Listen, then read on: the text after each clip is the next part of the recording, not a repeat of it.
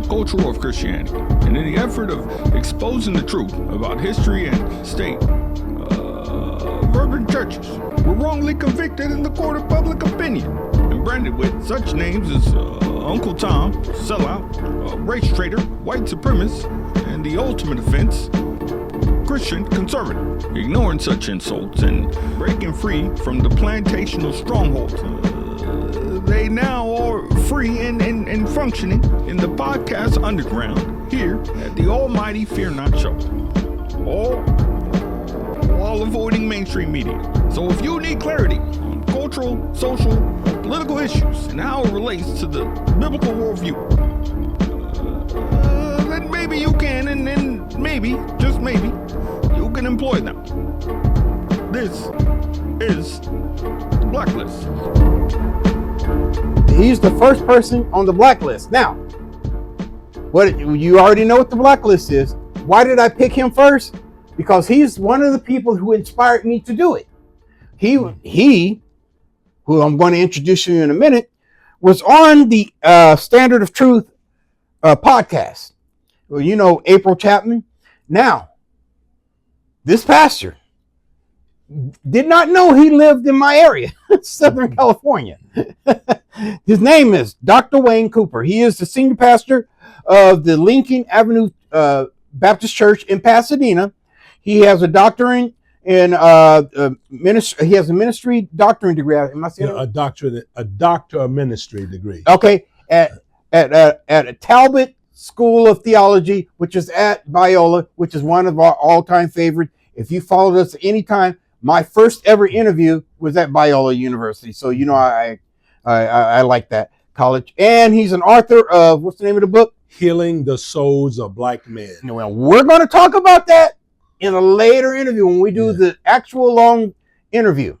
Okay? But for right now, you're getting a sampler of the Fear Not podcast and talk show. Okay? Now, Dr. Wayne,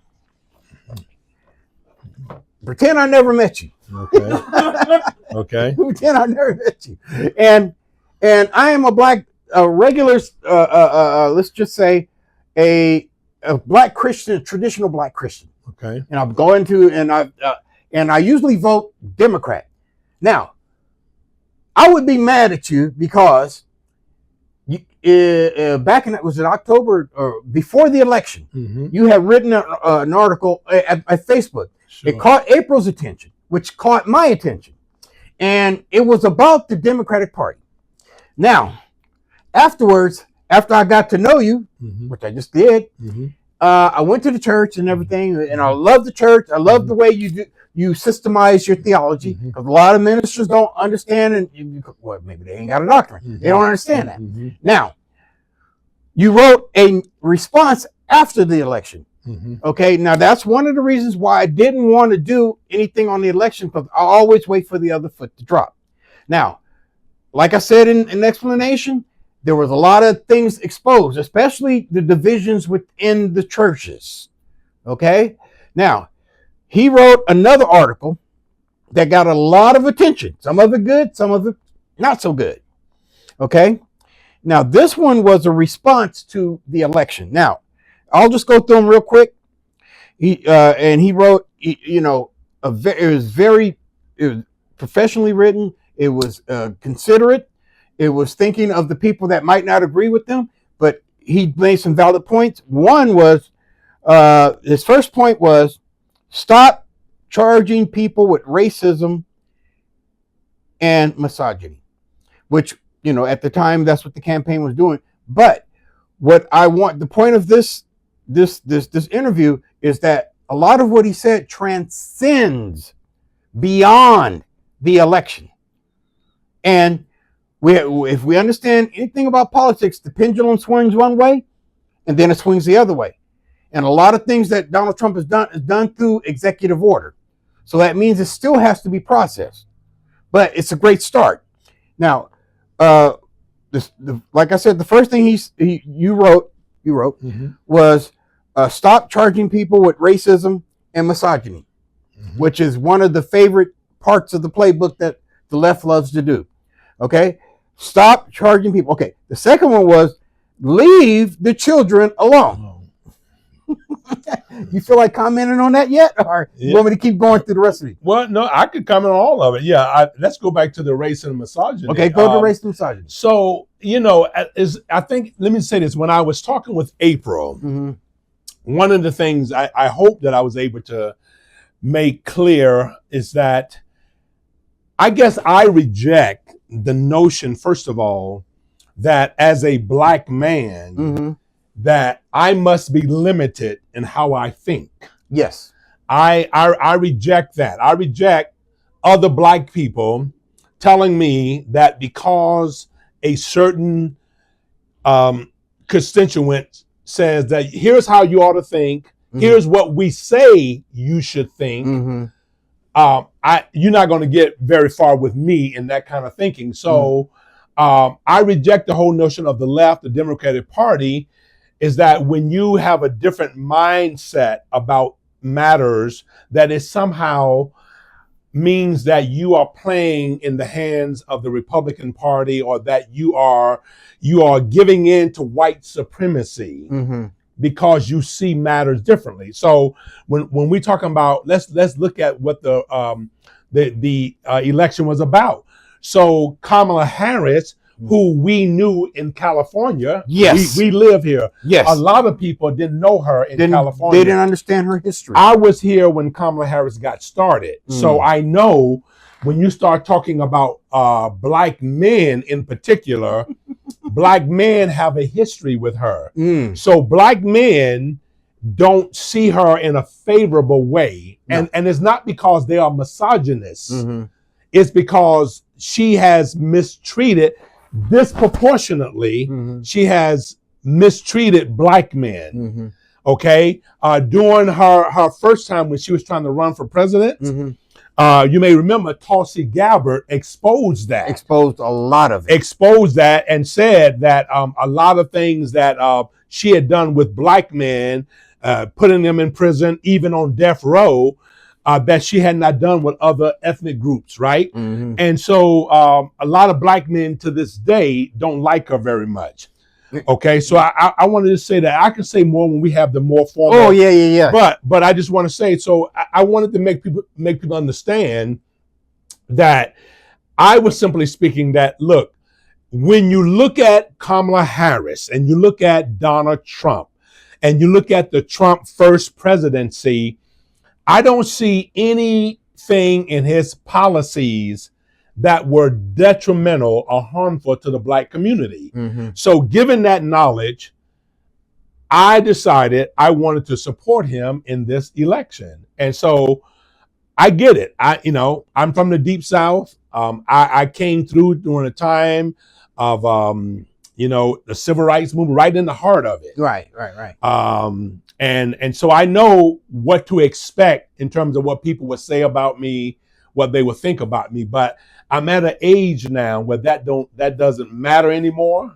Now, they had caught me 30 years ago. They might have. Yeah, you got to respond. Yeah. You could have intimidated me maybe, but not now. Not now. So that's the thing. Now let's get to the children. Oh, okay. Before you say that, I just wanted to add to what you were saying. We also have to think about what she did to the church, to the churches. And I know you're going to get into the children and understand about the abortion, but you have to understand that us in California had voted against gay marriage, and she was as Attorney General, was one of the first people to reverse that and not honor that. Right. So, and she turned that. And then when you start talking about the abortion thing, the whole thing she did to, what was his name? David Goliath. And it's like, you do understand the history of abortion and who it was centered for. Us, the black people. That's right. And they hired black, what was her name?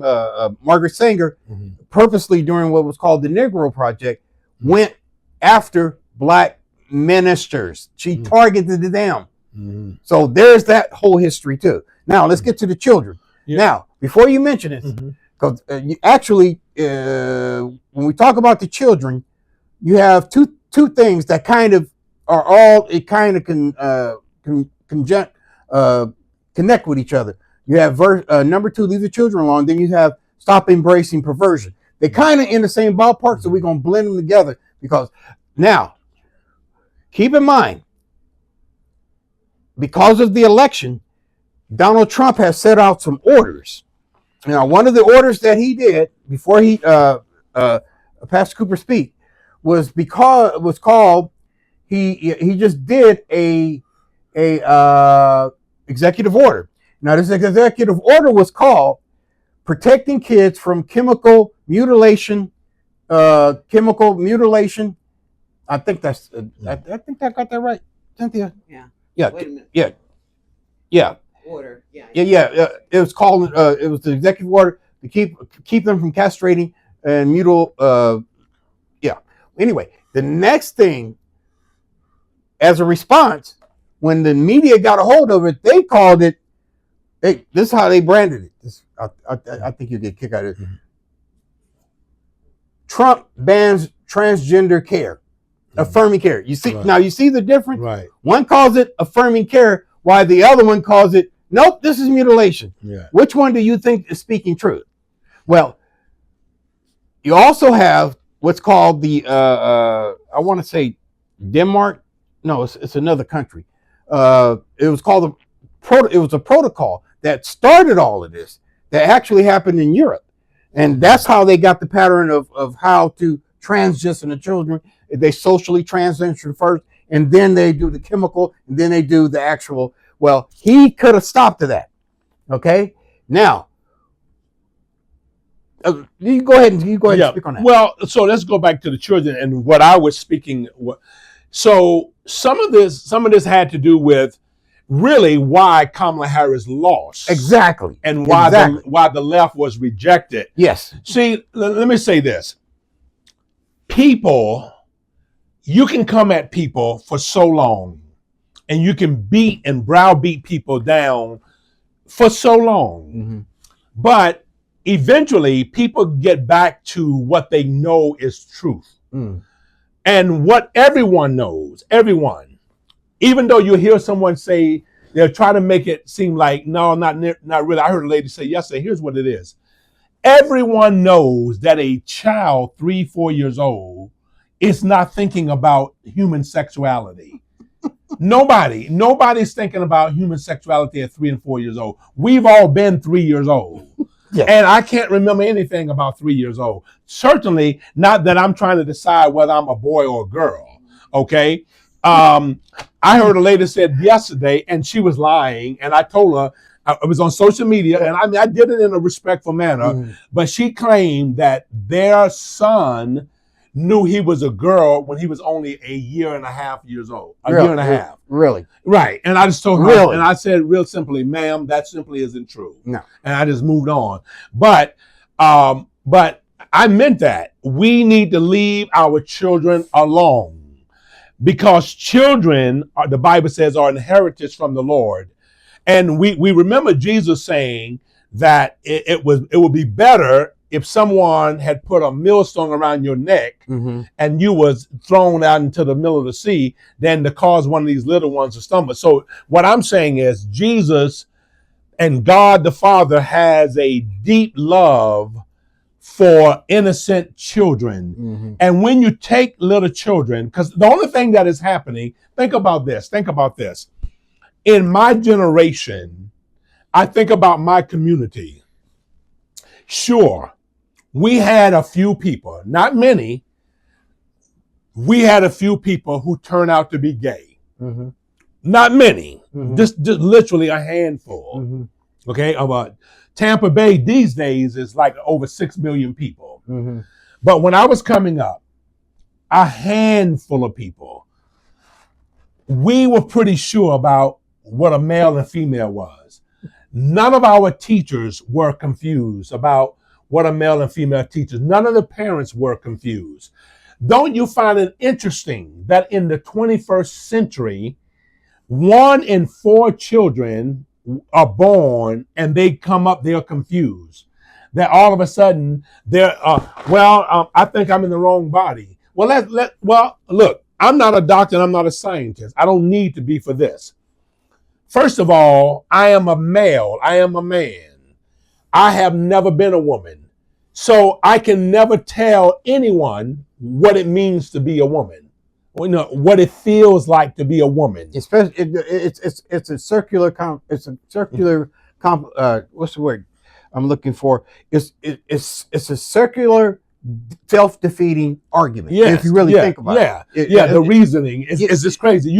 I don't know what it's like to be Mrs. Hill. I don't know. I don't know what it's like to be a woman, and vice versa. Mm-hmm. You know what I'm saying? So for us to say, well, I feel like a woman, it is definitely disingenuous, because it is simply not true. No man knows what it's like to feel like a woman, and vice versa. Well, I have it on my mind. It was called the Dutch Protocol. You look it up. Go ahead and look it up. And it's basically, and here's the cool thing about it. Most of Europe has now rejected. Yeah, they've abandoned that. They're banning all of that. Yeah. But the administration that was trying to get in power, they were like, boots up, let's fight about it. It's like, okay, the science is not even behind you. Now, one thing I got to say about this year, it feels different than it did 2016. Right. We can feel them losing power on certain issues. Right. But at the same time, that's a long alphabet that they're trying to pervert. Yeah. And talk about pervert. You also wrote, let me see, where is that?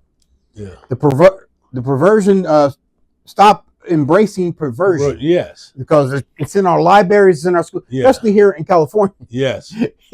And of course, what I'm talking about, let's get away from transgenderism, right? Let's let men and women be men and women, and let's stop trying to foster that on our children. Yes. Yeah. What some would call sexualizing our children. Yes. Yeah. So, okay. Now, remember, you guys, this is just a sample.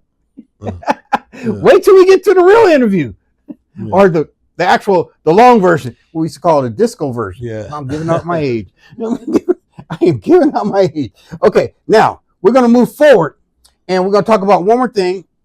Okay, now, and by the time you got to number 5 and number 6, they kind of tether off each other too. Okay. Now, the one says stop pandering, talking to politicians, but stop pandering to black people. Stop pandering to black people with your foolishness. Now, I'm going to make it a little interesting. I got a little surprise for you.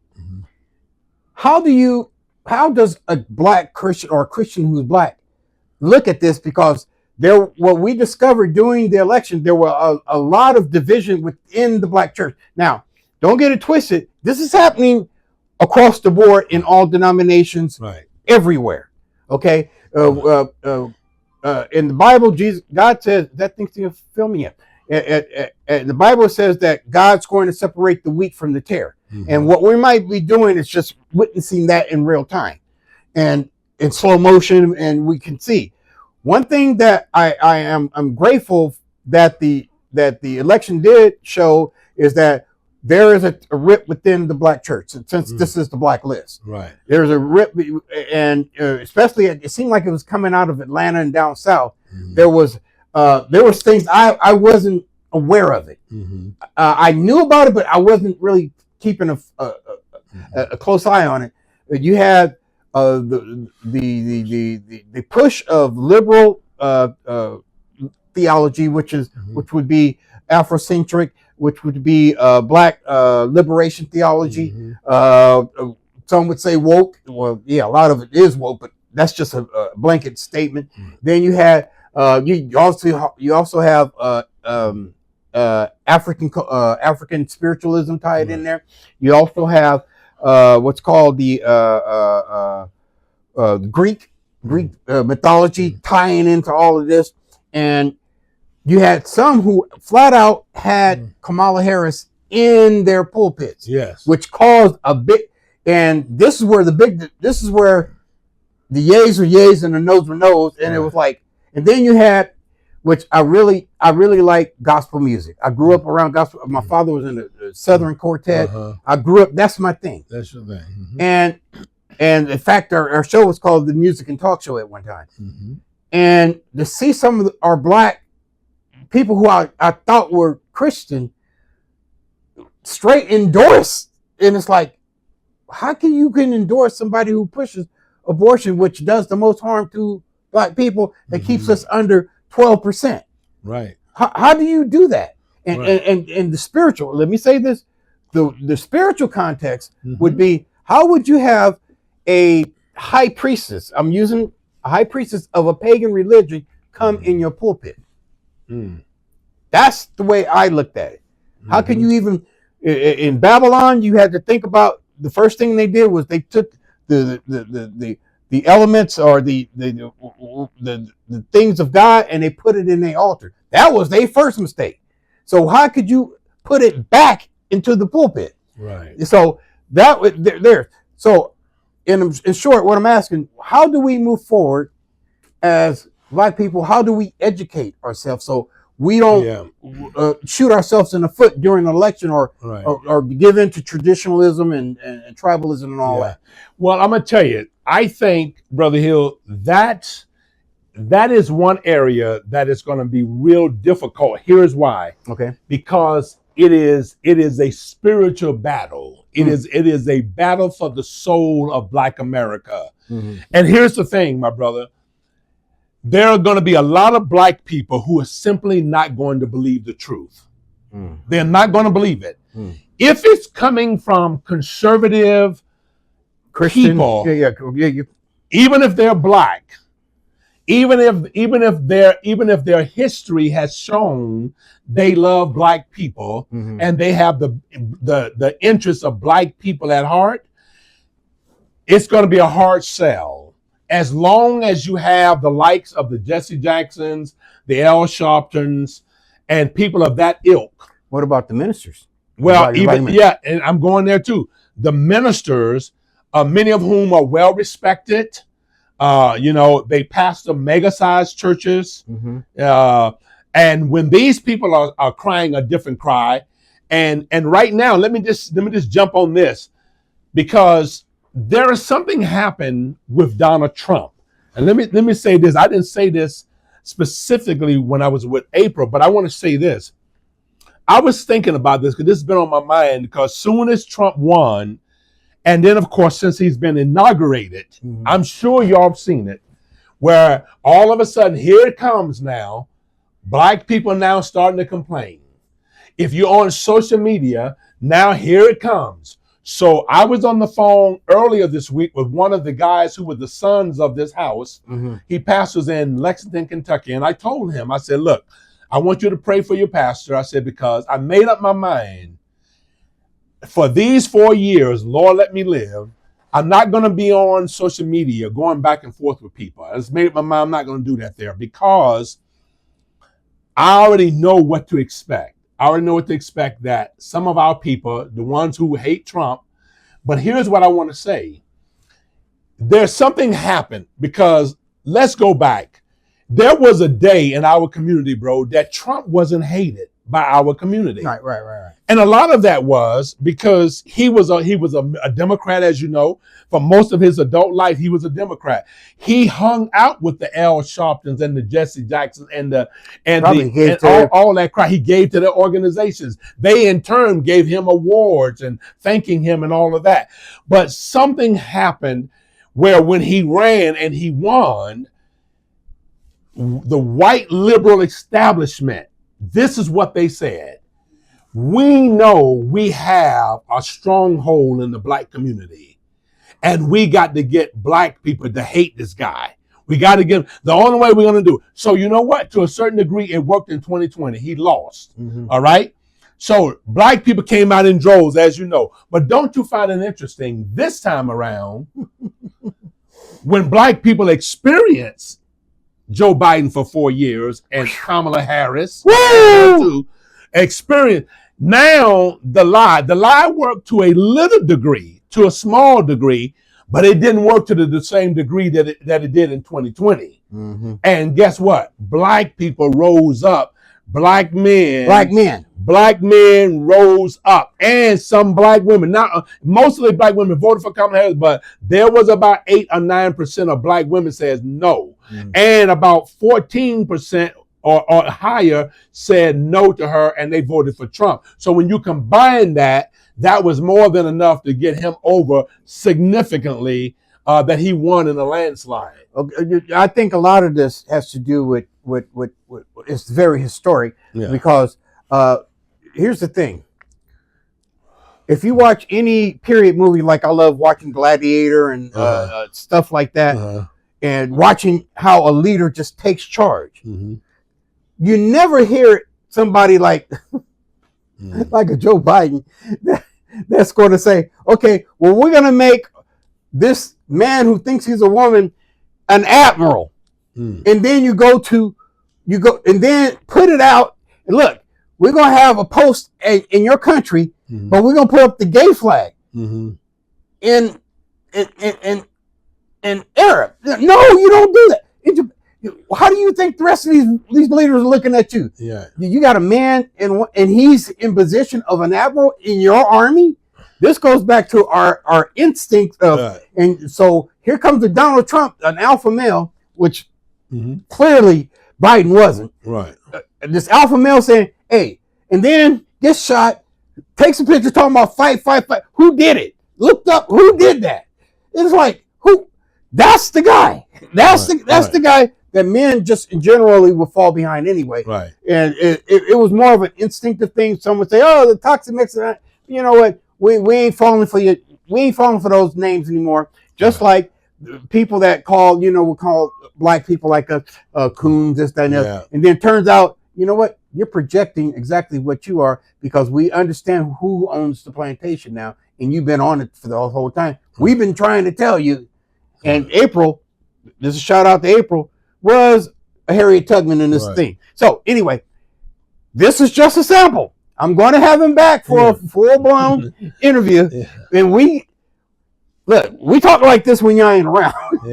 So we're going to get more of us talking like this on the blacklist. So check us out. We're going to go back to the Fear Not music. Not music. I keep saying I want to say one quick thing. Well, the other thing about, I think this is important, and we'll get to it we'll get to it.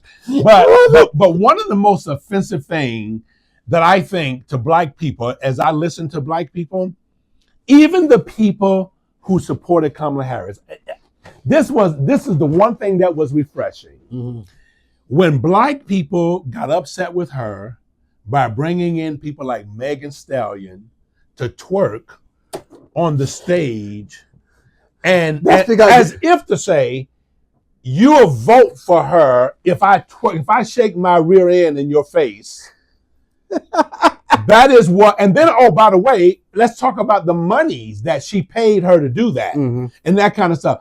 If I can get this well-known female who is very, as I said earlier, nasty, unladylike, she exists to teach our young girls how to be immoral, and yet we can bring her in and then have her shake her rear end in people's face. Somehow or another, we think that is to get black people out to vote. And let me tell you something. If that is what gets black people out to vote, we got deeper troubles than Kamala Harris. Let me say this. Let me add on to what you were saying. It also sends another signal. This is what they think of you. This is what they think an actual black person is. Yeah. It's like, okay, and you can trace this all the way back to tap dancing and eating watermelon and chicken and shucking and driving. That's what they were shucking and jiving in modern times. That's all it was. And this is what Yo Massa, the ones you've been trying to say that we're under, thinks of you. This is what you're good for. This is how we get you to vote. We psych you into it. We'll fake, but this is what we truly think of you. Right. You don't have no intellect. Yes. You don't have no intellect. Yes. But if I just shake my rear end in your face, that's enough to get you. And then legalize weed. Right. And legalize weed. Pow! So, I got the whole hood, and they don't even have. They'll be voting for us for. Oops. I'm going too far. Anyway. Catch us on the next time on the mini interview. Right, we finished. The mini interview and everything. Okay. You can subscribe, like, comment, share. That's it. Thank you, Cynthia. That's my wife right next to us. You get. All right. So he does that every now and then. Yeah, right there. Help me. All right. Now get off me. Okay, we'll see you next time on the Fear Not Talk Show. All right.